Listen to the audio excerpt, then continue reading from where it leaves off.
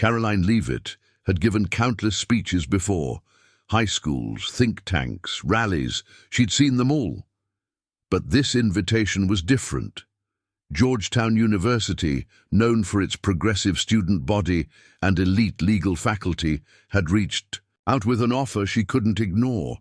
They wanted her to speak at a forum titled Civil Liberties in the Digital Age. The email was oddly polite, professionally phrased, but lacking the usual undertones of resistance she often felt when invited into liberal spaces. For Karoline, it was either a trap or an opportunity. Either way, she accepted. Meanwhile, 3 floors underground at a nondescript federal building in D.C., Agent Noah Dwyer received his latest assignment. Mid-30s, sharp jawline and sharper instincts, Dwyer was one of the FBI's best when it came to domestic observation operations. The Bureau had grown increasingly concerned about rising voices in conservative circles, figures who weren't just controversial, but influential. Karoline's name had come up more than once. Charismatic, articulate, and ideologically firm, she was gaining traction among young voters. Too much traction. Dwyer was tasked with attending the Georgetown event undercover, observing her rhetoric, and evaluating potential risks. He read her profile over coffee, scrolling through her press appearances and social media. She spoke like someone who believed every word, not like a politician, but like a preacher. That kind of conviction made his job more complicated. His cover? A graduate law student named Mark Collins, recently transferred from NYU. No one would suspect him. He'd be in the front row. 2 days before the event, Karoline stood in her home office in New Hampshire, crafting her speech. Her advisors suggested caution. Tone down the language, don't provoke, but Karoline knew exactly what she wanted to say. If she was going into the lion's den, she wasn't bringing a white flag. She was bringing the Constitution. She rehearsed. Quotes from Justice Brandeis, added a section on government overreach, and closed with a story about her own grandfather's battle for free expression in post-war America. It would be bold, unapologetic. Back in D.C., Agent Dwyer received a final briefing. "We are not looking to censor," his supervisor claimed. "We're just making sure certain narratives don't spiral."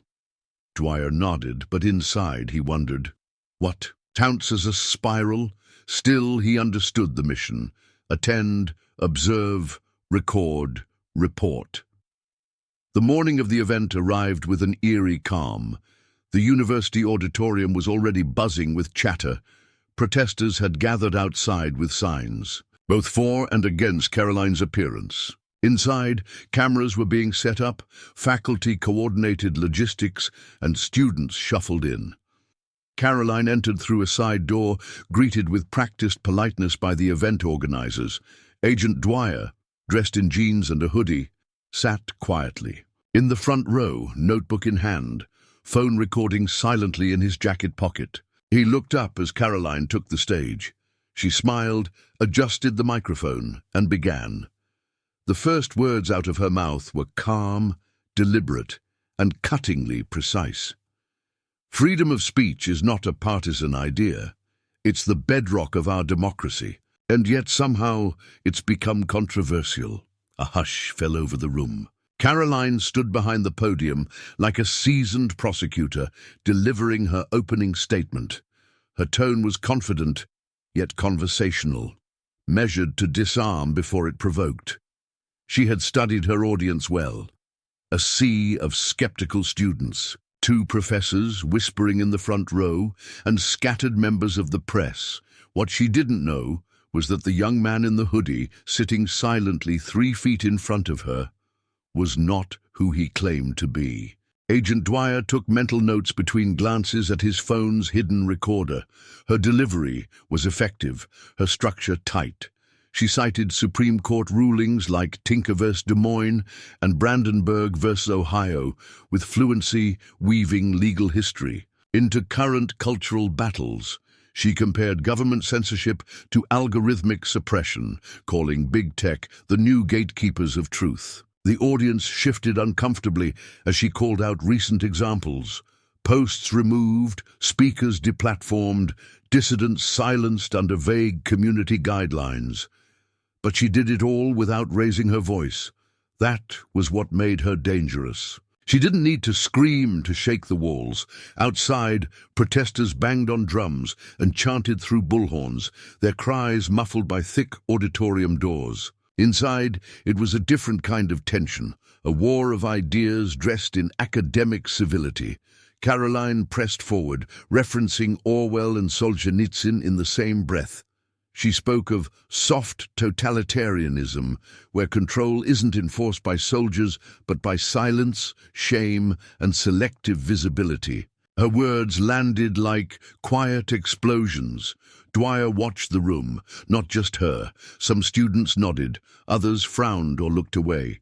The professors remained expressionless. The longer she spoke, the more he understood why she was here, why he was here. This wasn't about monitoring for incitement. It was about understanding influence. She wasn't radicalizing anyone. She was persuading them. At the 20-minute mark, she pivoted to personal testimony. My family has been on the receiving end of political intimidation. Not in theory, but in reality. She told a story about her grandfather's radio station, being raided in the 1970s during a wave of anti-government sentiment. The charges were dropped, but the damage was done. The message was clear: stay quiet. The room was silent. When she finally paused, the moderator approached the mic and invited questions. A few hands went up timidly. A student asked about misinformation. Another challenged her stance on platform regulation. Karoline handled them with poise, never flinching, always circling back to constitutional principle. Then Dwyer raised his hand. The moderator nodded. "You there, front row?" He stood slowly, his voice level. "If a person's speech leads others to act violently, do we protect that speech or prevent the violence?" Karoline's eyes narrowed slightly. She didn't know it yet, but she had just stepped into a far more dangerous arena. There was a moment, a sharp, suspended silence, when Karoline's eyes locked with Dwyer's. His question wasn't shouted, wasn't emotional. It was cold, calculated. If a person's speech leads others to act violently, do we protect that speech or prevent the violence? The room leaned in. The tension didn't come from volume, but from implication. It was a lawyer's question, a trap if one wasn't careful, and Karoline knew it. She didn't answer right away. Instead, she took a measured breath and stepped slightly away from the podium. "That's a powerful question," she said, pacing slowly, making eye contact. With the students, then back at Dwyer. "It assumes a dangerous premise, that the speaker is responsible for the actor." Another pause. "Let's talk about that." She referenced Brandenburg versus Ohio almost instantly. The Supreme Court has been clear. Advocacy of violence is protected unless it's directed to inciting imminent lawless action and is likely to produce such action. The standard is high for a reason, she glanced at the audience, because governments have always been tempted to blur that line, to say, this idea made someone mad, and that anger caused violence. So the idea is to blame. That's not law, that's control. Dwyer didn't blink. He scribbled something in his notebook, but he wasn't taking notes. He was watching her, analyzing how she handled pressure, how she shifted the burden. She hadn't dodged, she had reframed. Karoline continued, more energized now. If we start holding speakers accountable for the unpredictable reactions of unstable listeners, we have no end. Should abolitionists have been silenced because their words inflamed the South? Should suffragettes have been jailed for provoking unrest? She stepped closer to the edge of the stage. And let me ask you this. If truth makes people uncomfortable enough to act out, is the problem the truth or their inability to face it? A few students clapped, others whispered. Dwyer remained still, his eyes narrowing. Then she turned it on him, unknowingly. "We don't need fewer voices," she said. "We need stronger minds. That's the cure for chaos. And if you think ideas are dangerous, then you should ask yourself, dangerous to who?" Dwyer looked up from his notebook. For a moment, it almost seemed personal. But his expression didn't change. Karoline saw only what she expected to see, a sharp student challenging her with a hard question. She gave him a faint nod, respectful but final. The moderator stepped in. "We have time for one more question." But the temperature had shifted. The audience had felt the duel. Not loud, but fierce. Karoline returned to her place at the podium, offering closing remarks about courage and civic responsibility. Dwyer, still in the front row, checked his phone. The audio file was intact. His mission technically was complete, but something unsettled him. As the crowd applauded, Karoline smiled politely. She didn't know she'd just spent the last 10 minutes educating a federal agent who was there to evaluate her as a threat. And the night wasn't over yet. The auditorium emptied slowly, students murmuring among themselves, some energized, others confused. Karoline shook a few hands, smiled at the organizers, and posed for a photo with the university's debate club. Her team was already gathering their materials, ready to move to the next commitment. But something gnawed at her. That question, that student. There had been a precision to him, not just in the way he asked, but in how he watched. He hadn't been looking for a discussion. He was collecting, assessing.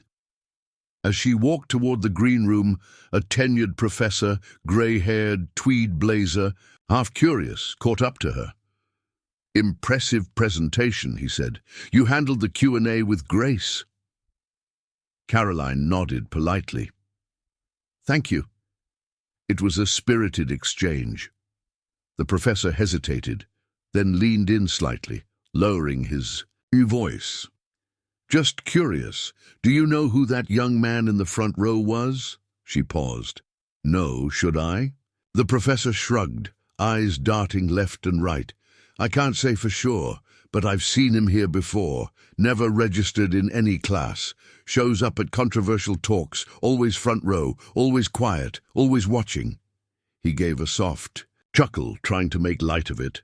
"Could just be an enthusiast, of course." Karoline smiled, but it didn't reach her eyes. "Of course." Back at the hotel later that night, she brought it up to her chief of staff, Elena. "Something's not right," Karoline said. "That guy with the notebook. Front row." Elena raised an eyebrow. "You think he was planted?" Karoline hesitated.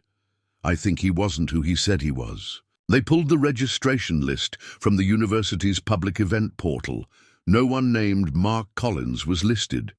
A few hours later, their cybersecurity consultant found more.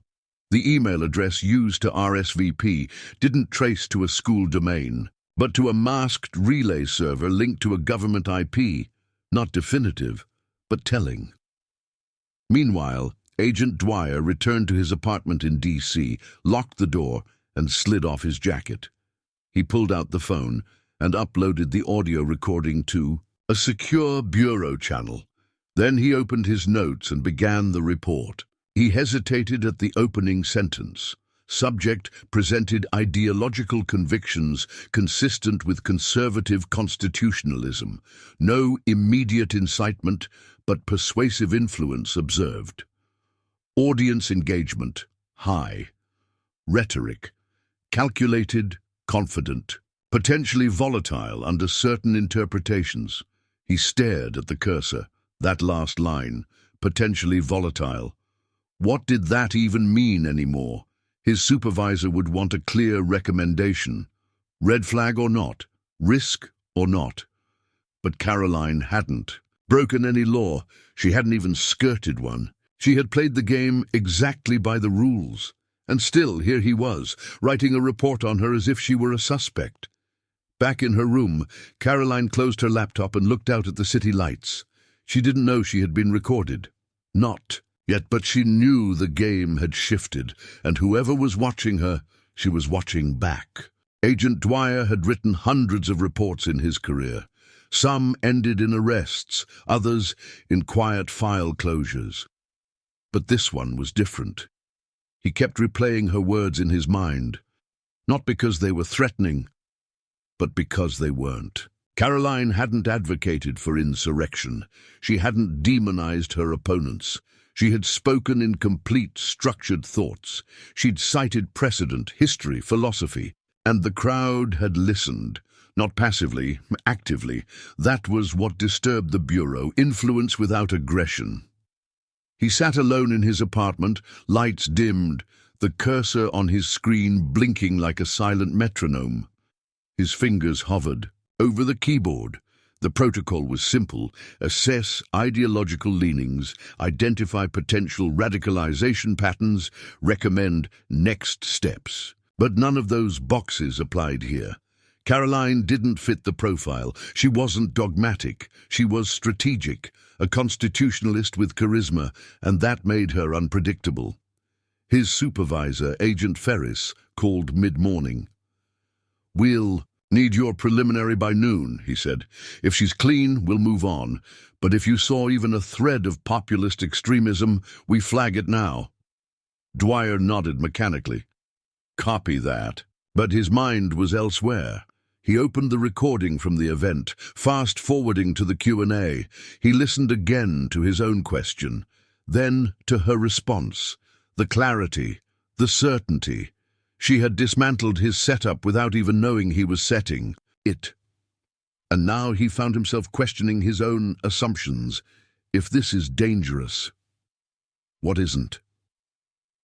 Elsewhere, Karoline sat with Eleanor in a quiet cafe far from the hotel, phone off, no staff. "They were watching," she said flatly. "We know that much."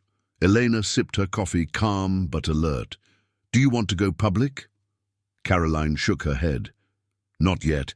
Let's find out how far this goes first." That night, Elena's contact inside a cybersecurity firm confirmed what they feared. The signal relays tied to that RSVP email didn't stop at government routers. They pinged servers leased by third-party contractors linked to the Department of Justice. In other words, federal surveillance laundered through private hands, unofficial, untraceable. Karoline stared at the report. So, they're not just watching, they're hiding that they're watching. Back in D.C., Dwyer filed a bare-bones report. No recommendations, just a summary. He left out the words volatile, escalating, conspiratorial. None of it applied. But the file still landed in a federal database tagged under influential figures, high engagement. It would sit there indefinitely, flagged for re-review. Later that evening, Dwyer stood in front of his bathroom mirror, the weight of silence pressing on his chest. He wasn't supposed to question the work. The Bureau knew what it was doing. But for the first time, he wondered if the people he was watching weren't the threat. Who was? Karoline, meanwhile, opened her laptop and began drafting a new speech. One that wouldn't just talk about freedom. It would expose what threatened. Because now she knew they were listening. The next 2 weeks passed in a blur of caution. Karoline kept moving. Events in Ohio, interviews in Florida, a policy panel in Texas. To the public, she was relentless, composed, articulate, but behind the scenes, something had shifted. Her team now operated like they were under siege. Phones were left in other rooms during meetings. Routes to venues were changed last minute, and hotel rooms were swept for bugs. Paranoia? Maybe. But every time she looked over her shoulder, it didn't feel irrational. It felt overdue. Meanwhile, Agent Dwyer was no longer sure who was surveilling whom. He had submitted his report, neutral by the book. But there had been fallout, subtle at first. His next assignment was delayed. A scheduled clearance upgrade had been re-evaluated. Then came the unannounced performance review, with questions that danced around loyalty, ideological bias, and professional objectivity. One line stuck with him. "You seemed unusually sympathetic in your report." He'd said nothing, just nodded. But it chilled him. Sympathetic.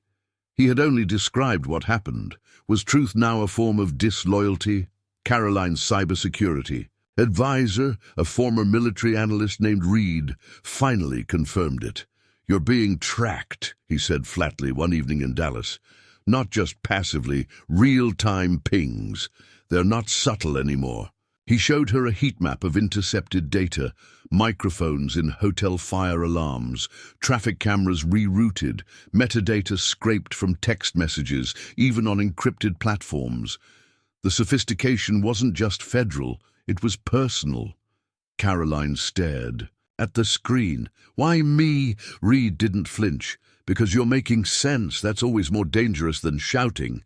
Back in D.C., Dwyer started getting encrypted messages from an unknown contact. First, a screenshot of his own report, with sections redacted. Then a voice memo, distorted, low. "You're not the observer anymore, Agent. You're on the list." He traced the signal to a private relay in Langley. CIA, internal leak, or something worse, he didn't know.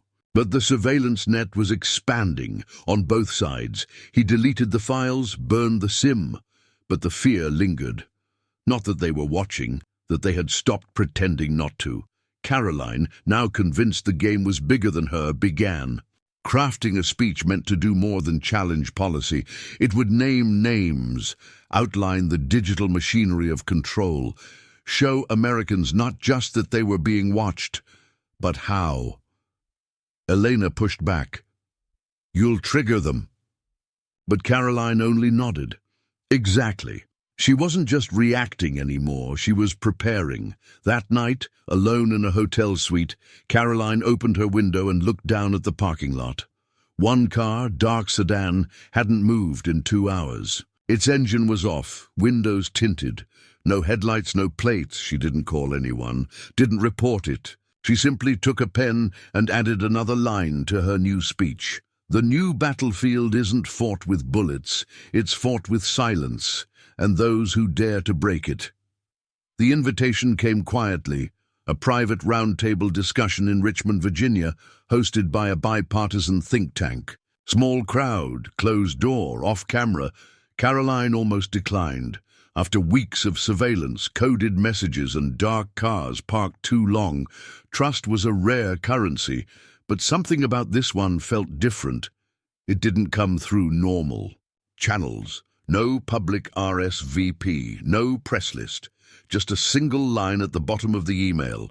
"We know who's watching. Come anyway." She did. The venue was understated. A former courthouse, now repurposed for political dialogues. 20 chairs in. A circle. No stage, no audience. Just thinkers, policymakers, and observers. Elena scanned the perimeter, gave the nod. Karoline entered and took her seat. Then she saw him, front row. Same face, different clothes. No hoodie this time, just a blazer and collared shirt. He wasn't pretending to be a student now. Agent Dwyer looked up, met her eyes, and didn't look away. She said nothing. The moderator welcomed the group and introduced the theme, "Civil Liberty in a Time of Surveillance." Karoline almost laughed. The irony was too perfect. Midway through, the floor opened for comments. Karoline didn't hesitate. She stood up slowly. No notes, no speech, just clarity. "We are living in an age where truth is no longer suppressed by force, but by filters, by labels, by silence, and the people doing it don't wear uniforms, they wear suits." A few heads turned. She continued. "When governments outsource censorship to private platforms, when journalists become informants, when citizens fear speaking aloud, that's not democracy, that's fear dressed up as order." Dwyer shifted in his seat. She scanned the circle, then stopped on him. "I gave a lecture weeks ago to a group of students, or so I thought. I later learned that not everyone in the room was there to listen. Some were there to observe, record, evaluate. The silence was immediate. No one moved, not even Dwyer." Karoline leaned forward slightly. "If you were one of them, I hope you heard me clearly, because I wasn't just talking about law. I was talking about what happens when law is bent by fear." Dwyer stared back at her. No smile, no denial, just the quiet recognition of a line that had been crossed and couldn't be uncrossed. After the event, she moved toward the exit alone. He was waiting in the hallway. She stopped. "Agent Dwyer," she said quietly. He blinked, surprised she knew. "You never said a word," she continued, "but you were louder than anyone else in the room." He didn't answer. She took a step closer. "You came to evaluate me, but I think you ended up questioning yourself. Still nothing." Then she turned and walked away, heels echoing in the marble corridor. And for the first time in weeks, Agent Dwyer felt unarmed. Not without a weapon, but without certainty. Agent Dwyer sat alone in the briefing room. The lights were dimmed, but the overhead fluorescence buzzed faintly, like a warning he couldn't quite hear. On the screen in front of him was the final version of the report, cleaned up, formal, prepared for submission to the Department of Internal Threat Analysis. It was flagged with a yellow tag. Influence. Non-active. Re-evaluate in 6 months. All he had to do was click submit. He didn't. Karoline's words echoed in his mind, not just the rhetoric, but the calm, the confidence. She hadn't tried to provoke a reaction. She had tried to provoke thought, and in his case, she had succeeded. Every part of him had been trained to identify subversion in subtlety. But what if the real danger wasn't what was said, but what was censored? The cursor blinked. He leaned back, pulled out his phone, and opened the audio file again. Her speech at Georgetown. Her question. If truth makes people uncomfortable enough to act out, is the problem the truth, or their inability to face it? He stared at the ceiling, then back at the screen. Across the country, Karoline was in a small studio, filming a segment for an independent platform. The speech she had drafted, the one with names, dates, digital trails, was ready. But as she rehearsed it one last time, she hesitated. Not out of fear, but from strategy. She knew the game now. It wasn't about exposing everything at once. It was about knowing when to speak and when to wait. After the recording, Eleanor approached with a tablet. "The car's ready. Also, you might want to see this." She handed it to Karoline. On the screen was a message, anonymous, untraceable, encrypted. Just one sentence.